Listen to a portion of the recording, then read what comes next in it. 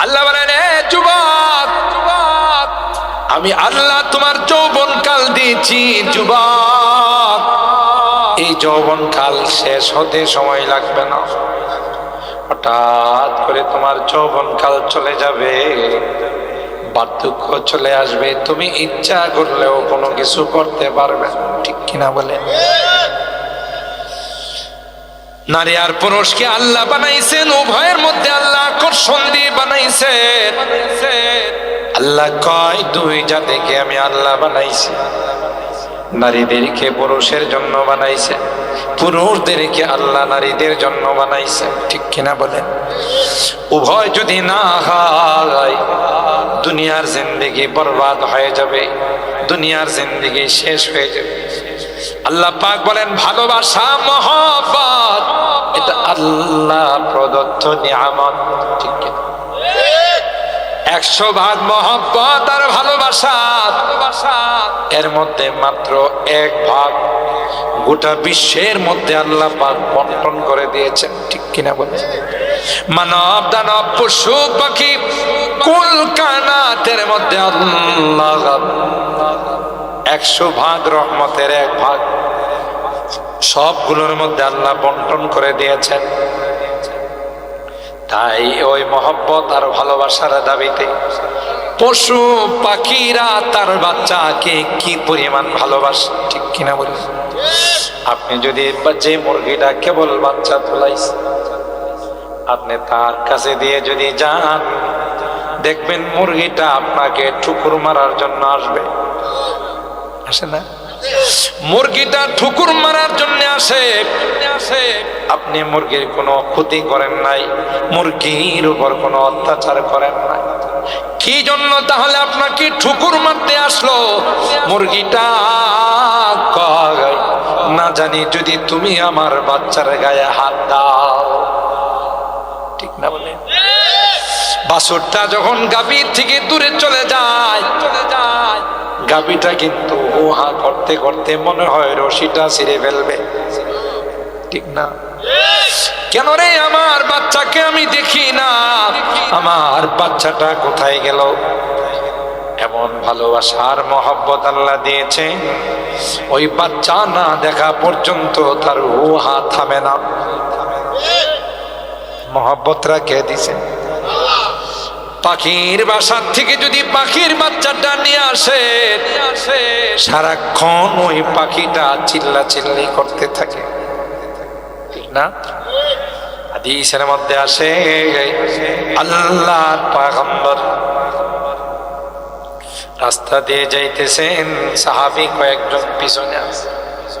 একটা পাখি, মা পাখি বারবার মাথার উপর উড়াল দিতেছে, পারে না ওই পাখিটা, মা পাখিটা মাথার উপর বসে যায়।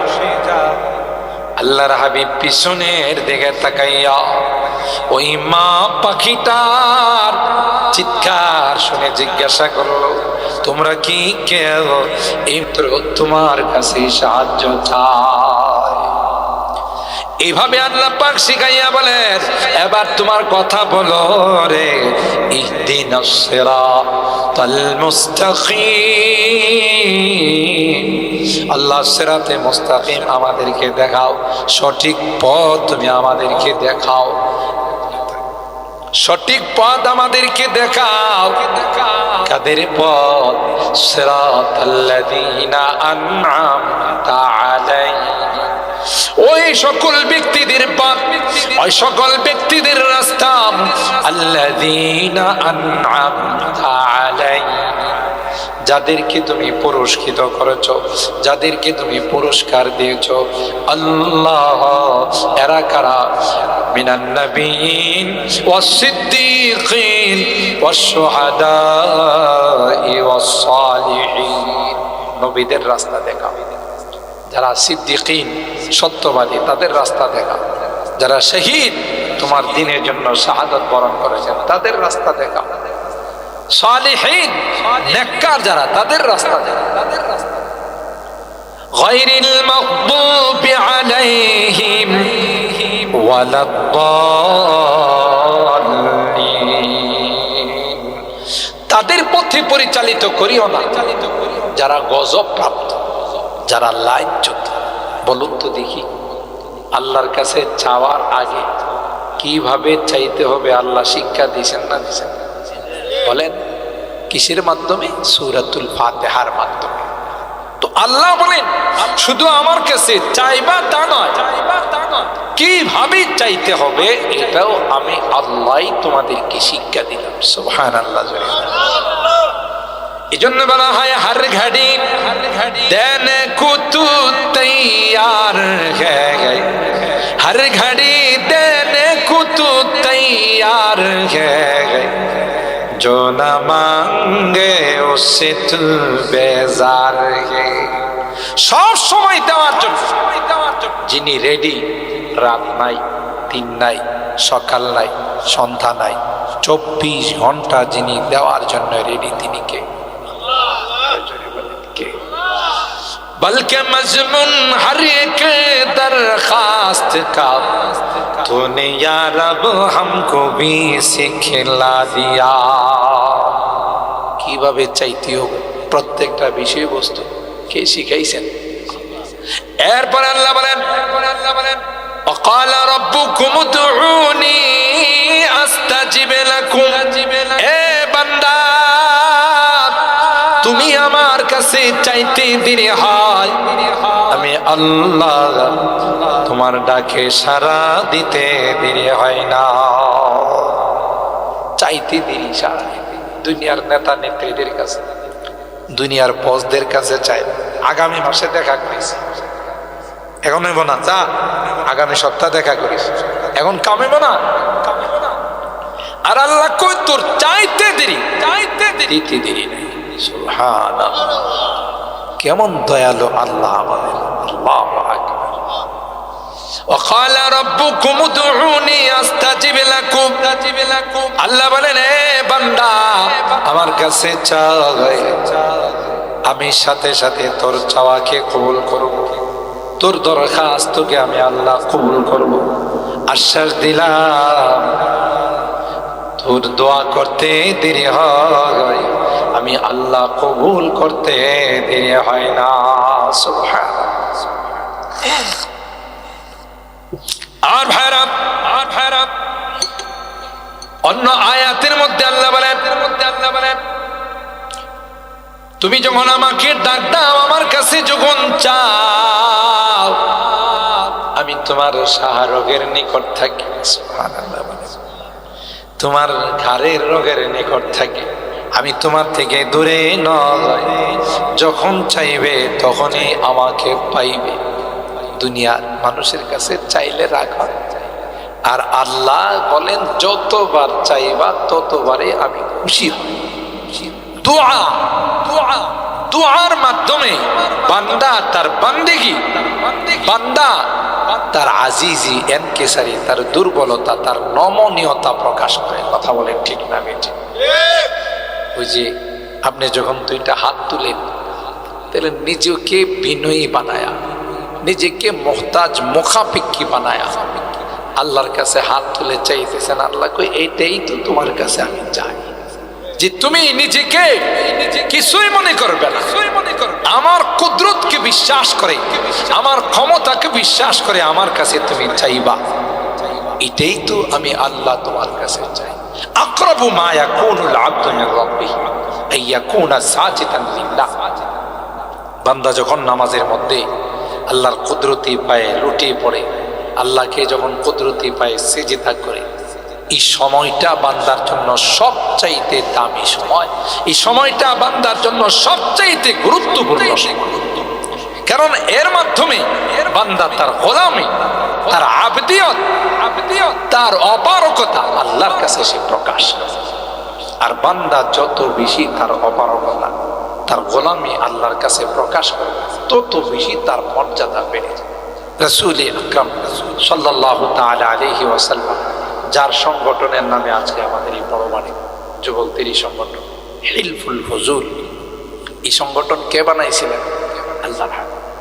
14 বছর বয়সে যুবকদেরকে নিয়ে এই সংগঠন তিনি সৃষ্টি করেছিলেন। সুবহানাল্লাহ।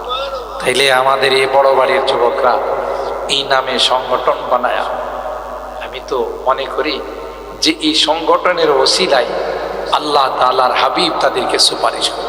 সুবহানাল্লাহ। আমার সংগঠনের নামে তোমরা সংগঠন বানাইছো, তবে শর্ত আছে, নবীর আখলাক আর চরিত্র, নবীর কালচার ভিতরে বাস্তবায়ন করতে হবে। কথা কয় না? যুবক যারা, যুবক এদের যৌবনকালের মর্যাদা অনেক বেশি, অনেক আল্লাহ। যৌবনকালে যারা নিজেকে সুন্নতের রঙে সাজাবে, আল্লাহ নবীর আদর্শে যারা সাজাবে, তাদের ব্যাপারে আল্লাহর হাবিব বলেন যে এই সকল যুবকরা হলো আল্লাহর দোস্ত, আল্লাহর বন্ধু। সুবহানাল্লাহ, জোরে বলেন। কেন? যৌবনকালটা হলো পাগলা কাল, যৌবনকালটা হলো আউট অফ দ্য কন্ট্রোল, নিজের নিয়ন্ত্রণের বাহিরে।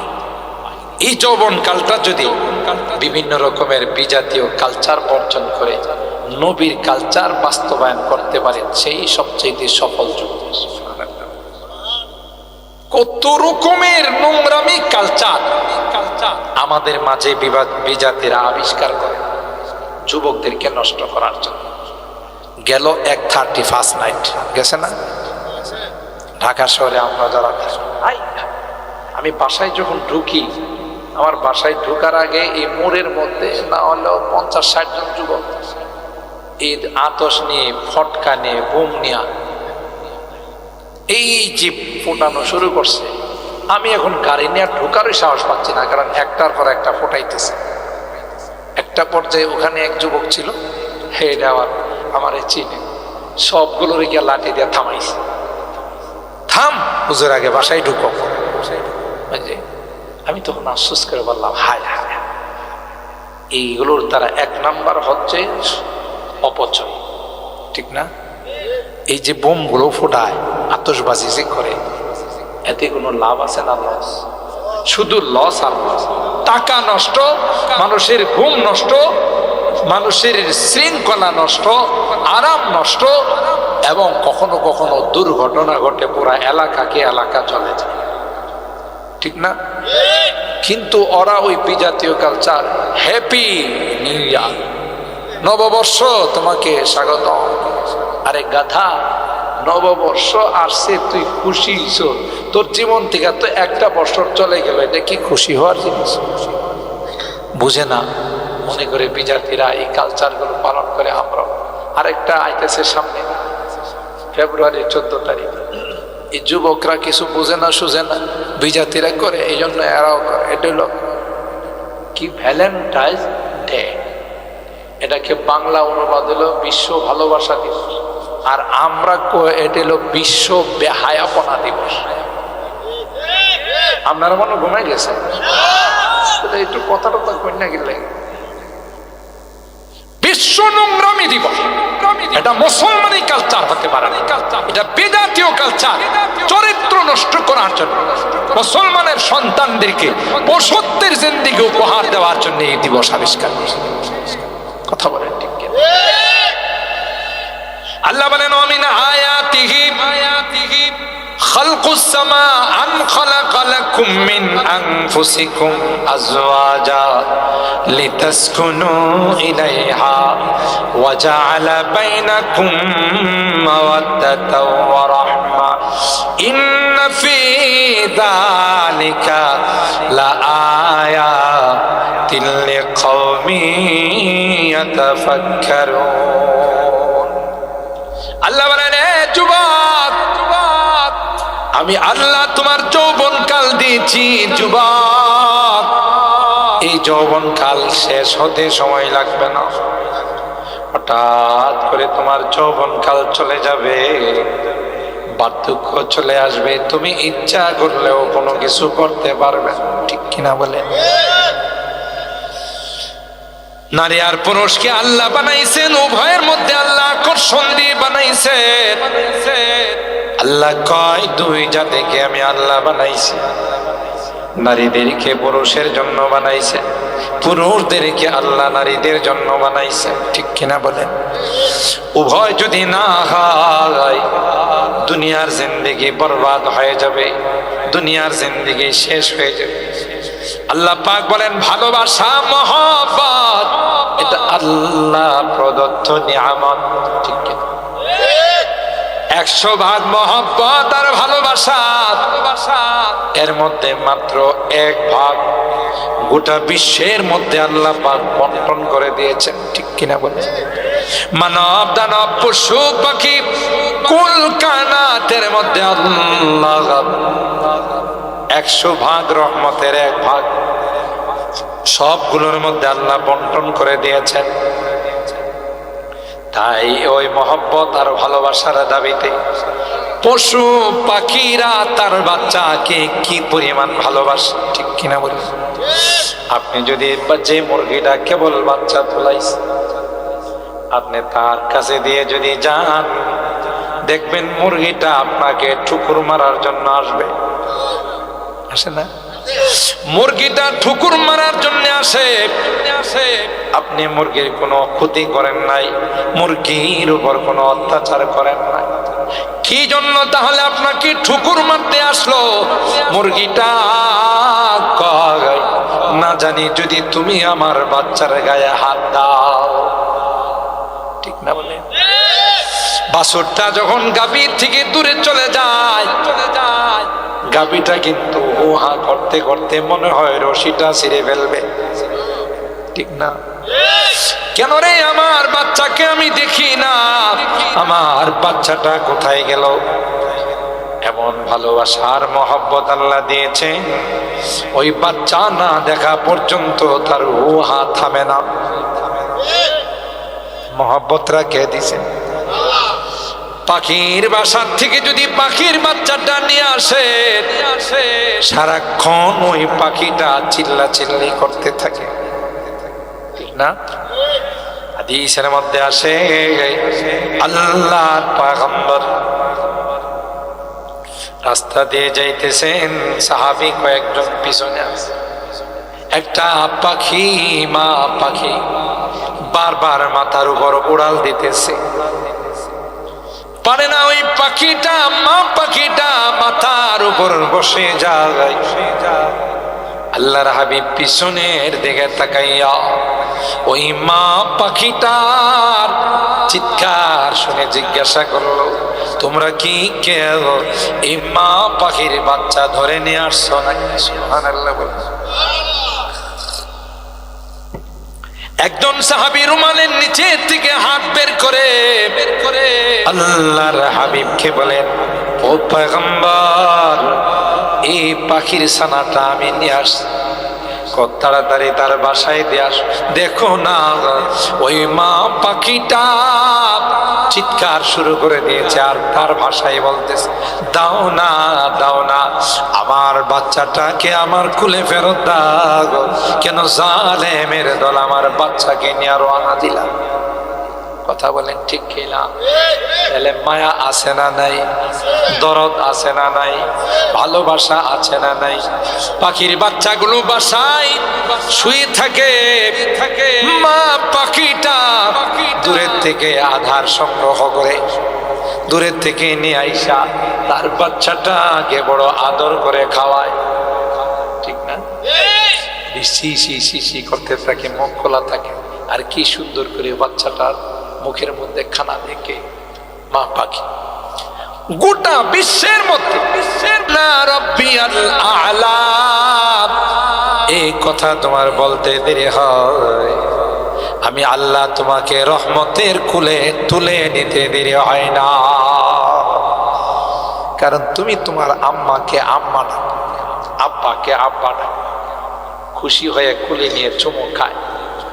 যদি সামান্য একটু মায়া দয়া ভালোবাসার কারণে তোমার আম্মা আব্বা এত খুশি হয়, আর 99 ভাগ তো আমার কাছে।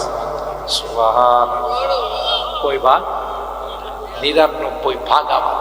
তুমি যখন সিজদায় পড়ে আমার প্রশংসা করো, আমার তাসবিহ তাহলিল পবিত্রতা বর্ণনা করো, আমিও তোমাকে খুশি হয়ে আমার রহমতের কুলে টেনে নিয়ে যাই। সুবহানাল্লাহ। সুতরাং আল্লাহ বলেন, গোলাম আমার কাছে যখন চাও চাইলে আমি খুশি হই। আমি আনন্দিত হয়। তোমার চাওয়া দিতে দেরি নেই। আল্লাহর হাবিব বলেন, আদ-দুআউ সালাহুল মুমিন, দোয়া হলো মুমিনদের সবচেয়ে বড় হাতিয়ার। আপনি দোয়ার দ্বারা এমন কিছু পারবেন যা অন্য কিছুর দ্বারা পারবেন না। টাকা দিয়ে নয়, ওষুধ দিয়ে নয়, চিকিৎসা দিয়ে নয়, খালেস ভাবে গভীর রজনীতে তাহাজ্জুদের নামাজ পড়ে আল্লাহর কাছে যদি দোয়া করেন, এই দোয়ার দ্বারা এমন জটিল আপনার সহজ হয়ে যাবে, এমন অসাধ্য সাধ্য হয়ে যাবে যা অন্য কিছুর দ্বারা সম্ভব নয়। এই জন্যে বলছেন যে দোয়া মুমিনদের সবচেয়ে বড় হাতিয়ার। আপনি কি মনে করেন এই যে দোয়া, এই দোয়ার কারণে কি কি ঘটে যাচ্ছে পৃথিবীর মধ্যে দেখছেন? ফেরাউনের মতো এত বড় বিশ্ব সন্ত্রাস, কত পাওয়ারফুল রাষ্ট্রপতি, বনি ইসরাইলের বদদোয়া, বনি ইসরাইলকে হত্যা করে তার ক্ষমতা পাকাপোক্ত করতে চাইছে। এই বদদোয়া নেয়া তাকে শুকনার থেকে পানিতে ফালাইছে। কথা কয় না? ফেরাউনরে কই ফালাইছে? পানিতে। তাও কি নদীর পানিতে না সমুদ্রে? লোহিত সাগরের পানিতে ফালাইছে। পানি খাইতে খাইতে পেটটারে টুল বানাইছে। এখন আল্লাহর কাছ থেকে বাঁচার জন্য কয়, আল্লাহ আমি একজন মুসলমান, আমি একজন ইমানদার। আল্লাহ কই লাভ হবে না, তোরে যে বদদোয়া দিছি এই বদদোয়া তোর সুবানি ছাড়া কোনো কিছু নাই। ঠিক না বেটি? কত পাওয়ারফুল রাজা বাদশাহ, कैसे कैसे ताजदारा बादशाह चल बसे, ओ खजीना बाला खाना शान शौकत क्या हुई, कैसी कैसी खूबसूरत शाहजादिया वो रानिया, तन बदन सब गल गई है, शक्ल सूरत क्या हुई। কত পাওয়ারফুল ব্যক্তিরা চলে গেছে, মাটির মধ্যে শুয়ে আছে, তালাশ করলে এখন তার হাড্ডি গুড্ডিও পাওয়া যাবে না। তাইলে ক্ষমতার বাহাদুরি দেখাইতে, সম্পদের বাহাদুরি দেখাইতে নাই, ক্ষমতার বাহাদুরি দেখাইতে নাই, শক্তির বাহাদুরি দেখাইতে নাই, সমস্ত ক্ষমতার মালিককে। বান্দা নিজেকে যত ছোট করতে পারবে, নিজেকে যত আল্লাহর কাছে সঁপে দিবে, তত বান্দার মর্যাদা আল্লাহ বাড়িয়ে দিবেন। সুবহানাল্লাহ। তো আপনারা অনেক আলোচনা শুনছেন। আমি দোয়া করি আমার এই হিলফুল ফুজুল সংগঠনের যারা আছে, সুন্দর অন্যান্য সময় তো ভিতরে আয়োজন হয়, আলহামদুলিল্লাহ আজকে সেই সুন্দর প্যান্ডেল, সুন্দর মাইক সিস্টেম, সাউন্ড সিস্টেম, এই সুন্দর আয়োজন করেছে। অনেক কষ্ট করে একটা আয়োজন করতে গেলে পোস্টারিং করতে হয়, এরপরে বিভিন্নভাবে তার চেষ্টা করতে হয়। আলহামদুলিল্লাহ আমি দোয়া করি আল্লাহ তাআলা যেন এই সংগঠনকে মজবুত সংগঠন হিসাবে কবুল করে দেন। এদের দ্বারা যেন আল্লাহ তাআলা সব বাতিলকে দূরীভূত করে দেন, সব বাতিল যেন প্রত্যাখ্যাত হয়ে যায়, হক যেন প্রতিষ্ঠিত হয়ে যায়। কথা বলেন ঠিক না বেঠিক? আল্লাহ রাব্বুল আলামিন আজকের এই মাহফিলকে কবুল করে, এই মাহফিলে যারাই যেভাবে সহযোগিতা করছেন, টাকা পয়সা দিয়ে, পরামর্শ দিয়ে, শ্রম দিয়ে, আল্লাহ সকল আর দান খায়রাতকে কবুল করেন। এগুলোকে আল্লাহ তাআলা কিয়ামতের ময়দানে নাজাতের ওসিলা বানিয়ে দেন। এই বড় বাড়ির মুরব্বীরা সহ সাতিয়ান গ্রামের যত মুরব্বীরা কবরে শুয়ে আছেন, আল্লাহ তাদেরকে জান্নাতের মেহমান বানিয়ে দেন। যারা জীবিত আছেন আল্লাহ তাদের হায়াতের মধ্যে বরকত দান করেন, এবং আল্লাহ পাক রব্বুল আলামিন এই মাহফিলকে যেন কিয়ামতের কঠিন ময়দানে আমাদের জন্য নাজাতের ওসিলা বানিয়ে দেন। সকলে বলুন আল্লাহুম্মা আমিন। আপনারা একটু কষ্ট পাইছেন যে রাত হয়ে গেছে, গ্রামের মানুষ, এত রাত্রে হয়তো আমরা সজাগ থাকি না, তারপরও কার জন্য আমরা সজাগ আছি? বলেন বলেন, আল্লাহর জন্য, আল্লাহকে খুশি করার জন্য। আর এখানে যে দোয়াটা হয় এখন মুরব্বীদের জন্য, তাতে মুরব্বীরা খুশি হবে না বেজার হবে? সবারই তো মুরব্বীরা আমাদের এই গুরুস্থানে শুয়ে রয়েছে, তো আমাদের এই মুরব্বীদের জন্য যদি আমরা দোয়া করি আজকের এই মাহফিলে, এরাও খুশি হবে, রুহানি দোয়া দিবে আমাদের। ঠিক কিনা বলেন? আমাদেরকে রুহানি দোয়া দিবে, যে আমাদের সন্তানরা, আমাদের পাড়া প্রতিবেশীরা, এরা সকলে মিলে আমাদের জন্য দোয়া করছে, আমাদের জন্য এরা আল্লাহর কাছে ক্ষমা চাইছে, এরা খুব খুশি হবে। খুশি হয়ে তাদের রুহানি দাওয়াত